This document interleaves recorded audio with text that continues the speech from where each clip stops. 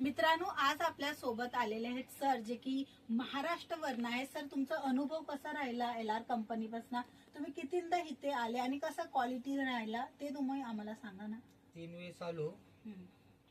अनुभव चांगला असल्यामुळे 3 वेळेस आलो मी. तुमच्याकडून चांगली क्वालिटी मिळाली, तुमच्याकडून साथ चांगली मिळाली आम्हाला, म्हणून तुमच्याकडे आता तिसऱ्यांदा आलो आम्ही खरेदीसाठी. तुम्ही नवीन सुरुवात पण इकडनंच केलेलं? हा, नवीन सुरुवात बी आम्ही तुमच्याकडूनच केली पहिल्यांदा. ओके.